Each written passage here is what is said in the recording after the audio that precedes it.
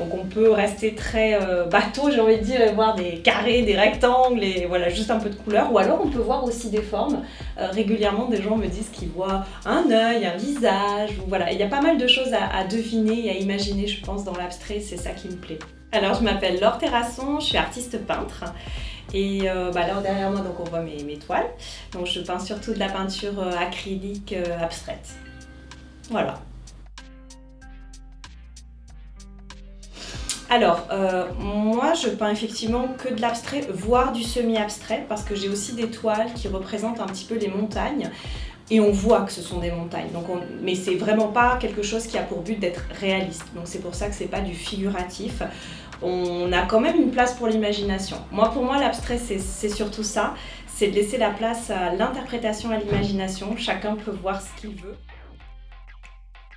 Alors, de manière générale, je crois que j'aime vraiment la couleur en fait. C'est vrai que je fais pas du tout des toiles avec des tons neutres. Dans tout le travail que je fais, c'est assez rare que j'ai des toiles avec de la faible intensité. Il y a souvent beaucoup de couleurs, donc c'est assez vif, ça attrape beaucoup le regard. Et il y a aussi beaucoup de texture. Donc là, sur ces toiles-là, il y a de la texture, moins que sur d'autres. Mais c'est vrai que j'ai ce besoin de combler le vide. Je commence toujours évidemment avec une toile blanche, elle est toute neutre, toute blanche, il n'y a rien. Et vraiment, j'ai du mal à faire quelque chose de très simple. Et le pire dans l'histoire, c'est que j'adore ça. L'art minimaliste, j'adore. Vraiment, à regarder, c'est quelque chose que j'adore, mais à faire, ça ne correspond pas à ma personnalité. Simple, je dirais qu'on est sur, par exemple, des monocouches. Donc, on va avoir vraiment juste une couche ou deux couches. On va avoir des tons assez neutres, et puis on va avoir comme ça une ligne d'horizon, puis un petit dégradé. Pour moi, ça, c'est très simple, c'est très minimaliste. Et en termes d'esthétique, je trouve ça magnifique. Mais c'est vrai que ça ne va pas correspondre à moi, ma recherche de création, à ma personnalité.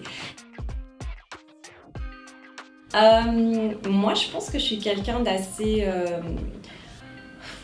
on l'est un peu tous, j'ai envie de dire, j'allais dire complexe. Mais c'est vrai que j'ai tendance à avoir vraiment du blanc ou du noir dans ma personnalité. C'est-à-dire vraiment, c'est où je suis très joyeuse, où je suis très malheureuse. Il n'y a pas d'entre-deux. J'ai du mal à être...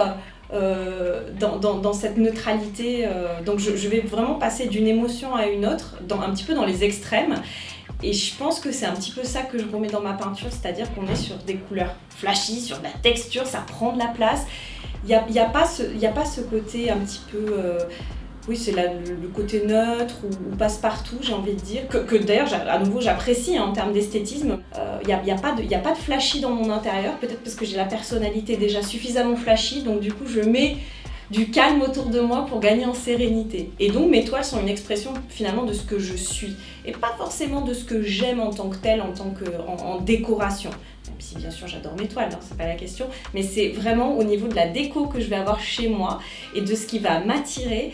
On est un petit peu sur l'opposé de ce que je fais en fait.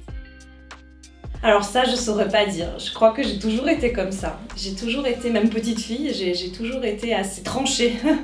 C'est pas toujours facile d'ailleurs, parce que quand tout est blanc et tout est noir, il n'y a pas de nuance de gris au milieu. Donc j'apprends avec l'âge à me poser. Je suis maman d'un petit garçon, donc du coup en tant que maman, évidemment j'apprends aussi. Ça me fait grandir en tant que femme. Et donc j'essaye, oui, d'aller vers ce côté plus posé, plus calme, plus serein, que j'ai pas naturellement, parce que du coup j'ai vraiment ce passage d'une émotion à une autre très rapide, et donc ça fait plutôt des grandes vagues comme ça, plutôt que du comme ça plat.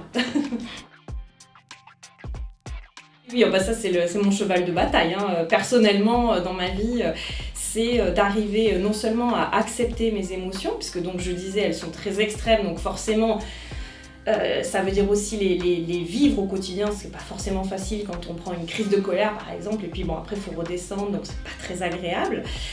Et puis c'est pas très agréable toujours non plus pour les gens en face de nous, parce je veux dire, mes proches, il faut qu'ils me suivent hein, dans ma vie de tous les jours, voilà, ça fait un peu tornade, hein, donc voilà.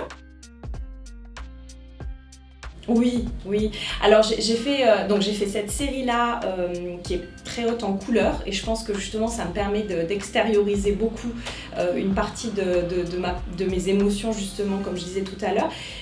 J'ai fait aussi toute une série que j'ai nommée Mouvement, qui est plus justement sur le mouvement. Donc il y a moins un travail de couleur, mais plus un travail de texture.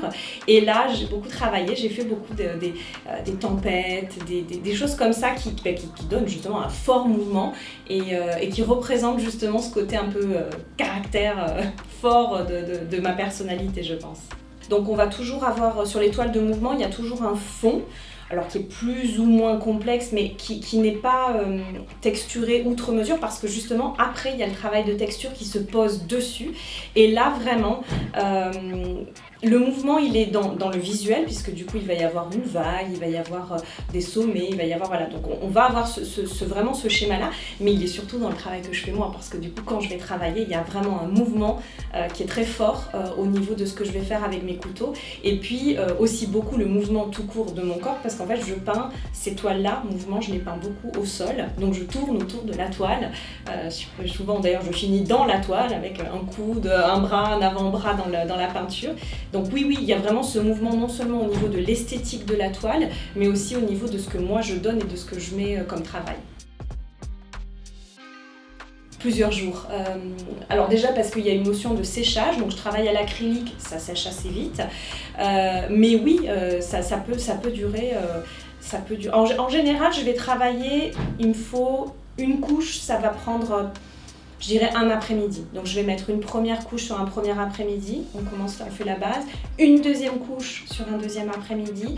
Là, on retravaille plus en détail. En général, je mets une troisième couche qui est là, qui va être vraiment sur la finition. J'aime bien travailler après avec des pigments que je tire sur la toile. Et ensuite, il y a la partie vraiment mouvement avec la texture, où là, par contre, ça peut être une journée entière. Parce que ça peut être très très long de donner le mouvement que je désire justement. La texture, c'est pas forcément facile à travailler parce qu'elle fait pas forcément ce qu'on veut. En plus, ça dépend des textures que j'utilise. J'en utilise des très différentes. Il va y avoir du sable, il va y avoir de la pâte à structure qui ressemble vraiment à une pâte un petit peu à modeler comme ça. Je rajoute souvent des textures poudreuses avec.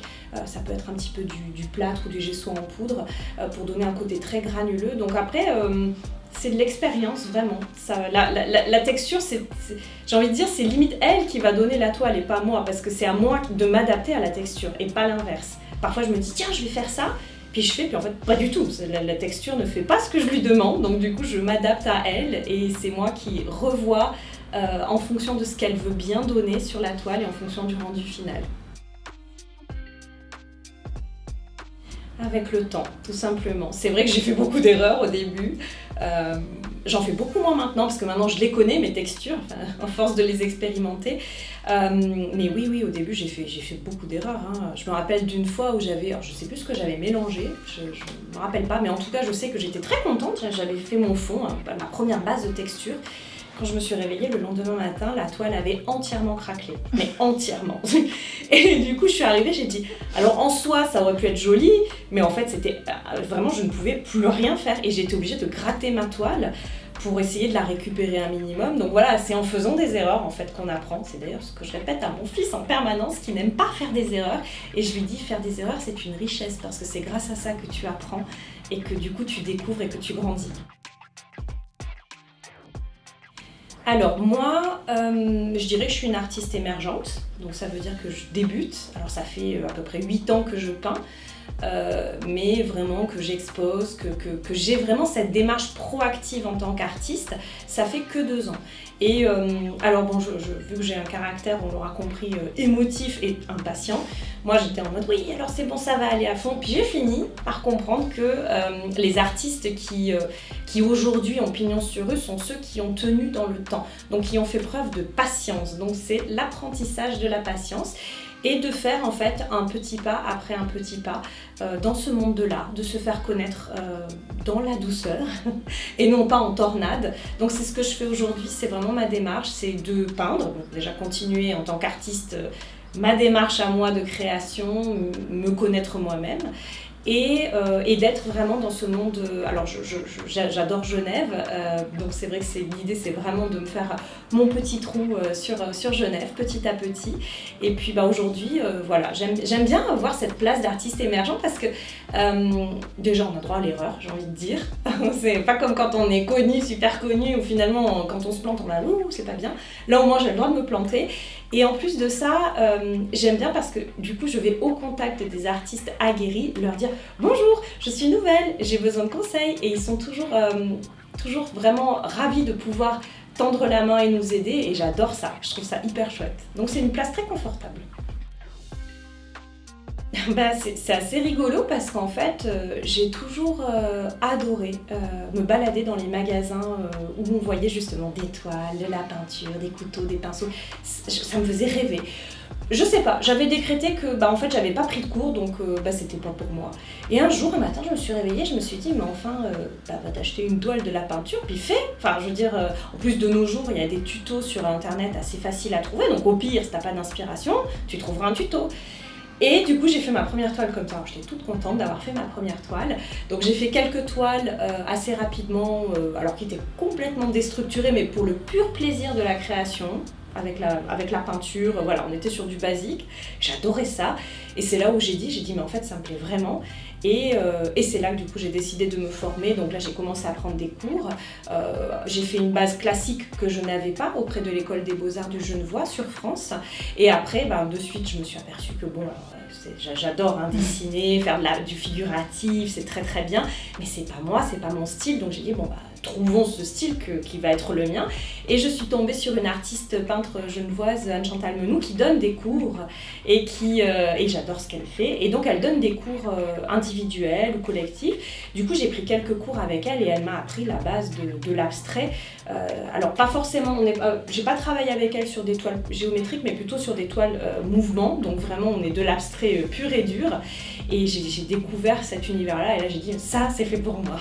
Donc voilà, c'est comme ça que j'y suis arrivée petit à petit et ça fait à peu près 8 ans maintenant.